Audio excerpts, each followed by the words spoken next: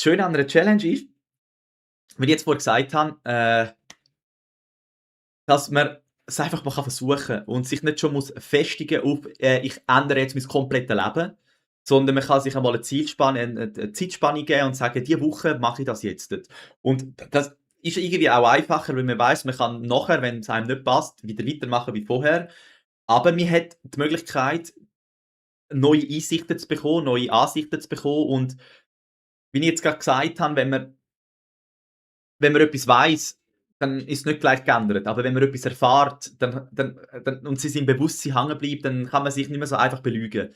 Dann weiß man: „Okay, ich tue mir jetzt wirklich Schaden, weil ich habe gemerkt, wenn ich es weglasse, geht's mir besser. Das heisst, wenn ich es wieder nehme, schade ich mir.“ Und vorher, wenn man, ich sage jetzt mal, noch in dem Punkt ist, dann kann man denken: „Ja, weißt, vielleicht ist es ja gar nicht das, wo mir schadet“, und kann sich dann eigentlich rausreden, um überhaupt einmal in die Aktion kommen, um mal etwas Neues wagen. Und ich glaube halt auch einfach, das Ziel vom Menschen ist Weiterentwicklung, weil alles entwickelt sich. Wir wachsen überall, oder? Das ganze Leben entwickelt sich, aber wir in der heutigen Zeit, wir stecken so fest, oder? Wir haben Angst vor Veränderung und wenn man sich nicht verändert, dann wird das Leben immer gleich bleiben, oder? Wenn man nicht einmal etwas Neues wagt, zum neue Gedanken zu bekommen, zum neue Ansichten zu gewinnen, zum neue Gefühle fühlen, zum neue Erfolg feiern, dann wird man immer in dem alten Sumpf sein. Und das ist halt einfach auch, was eine Challenge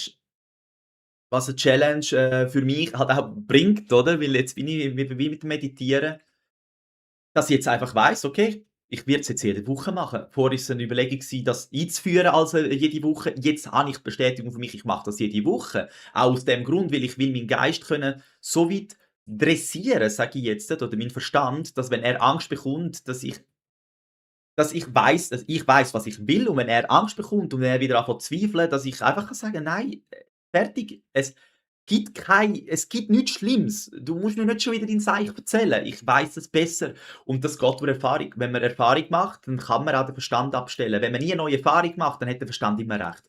Er hat immer recht. Das heisst, wenn ich dir jetzt sage: „Ja, es wäre schlau, also das ist gut so mit dem, dem und dem und, vielleicht einmal das in Betracht ziehen.“ Du denkst: „Oh ja, ist eine coole Sache, ich ziehe das in Betracht.“ Es verstreicht ein Tag, wenn du's dort grad machst, nach 3 Tagen hast du's eh vergessen. Du müsstest es also grad angehen. Das heisst, du gehst es an und jetzt kommt dein Verstand, dein alte Ich, wo du aktuell bist, immer gsi bist, kommt jetzt dort etwas Neues. Du verlässt deine Komfortzone, du versuchst was Neues. Und das ist unsicher. Auch biologisch gesehen ist das, etwas Unsicheres, neues Terrain betreten. Man weiss nicht, was dort ist. Ich glaube, das ist immer noch Ängste in uns inne. Das heisst, du bist jetzt unsicher und dein Verstand fängt an und sagt: „Ja, nein, ja, vielleicht ist es doch nicht so toll“, oder? Und da hören viele auf. Sie haben Angst, sie glauben an Verstand, und ich will einfach nicht mehr, dass irgendeiner, wo eigentlich nicht weiss, wie's ausserhalb von dem ist, was er kennt, dass er da mitredet. Der kann gar nicht mitreden, weil er weiss nicht, wie's ausserhalb von meiner Komfortzone ist. Und das kann ich, indem dass ich meditiere jetzt eben, faste einmal pro Woche, wenn eben der Hunger kommt und er sagt: «Geh essen, ist wichtig, geh essen.» Dass ich einfach sage: «Nein, ich muss nicht essen. Ich weiss, dass ich nicht sterbe nach einem Tag. Ich will das jetzt.» Und das gibt mir Selbstermächtigung, das gibt mir auch nachher ein gutes Gefühl, dass ich kann sagen: «Hey, ich habe das geschafft.» Oder? Ja, es ist nur ein Tag, aber viele schaffen nicht einmal das, am 6:00 das Essen wegzulassen, geschweige denn am 12:00, oder? Aber das Gute ist, wir sind Gewohnheitstiere. Wir sind Gewohnheitstiere, wir gewöhnen uns so schnell an etwas Neues. Darum Drum habt keine Angst, um mal etwas Neues zu versuchen, auch wenn der Verstand euch das so plausibel kann servieren, dass es keinen Sinn macht oder doch kein Ziel in Sicht ist.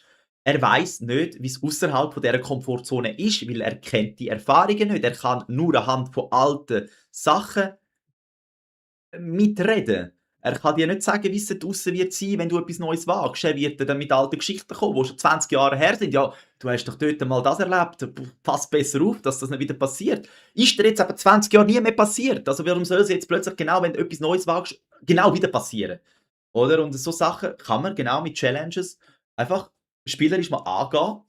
Für das habe übrigens auch ein Gedankenexperiment, verlinkt in der, Videobeschreibung, wo ich auch noch mal kurz, erläutere, wie das Ganze, ja, funktioniert oder wie dich spielerisch auch mal kannst darauf einlassen, um mal schauen, wo du die ganze Zeit bist mit deinen Gedanken.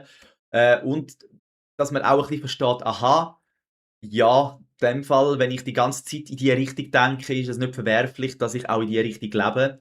Das Ganze noch mal als Text, wo man auch kann, durchschaffen, sich spielerisch schnell mitmachen. Es gibt auch 'ne kleine Anleitung zum etwas aufschreiben, um sich das auch bewusst zu machen.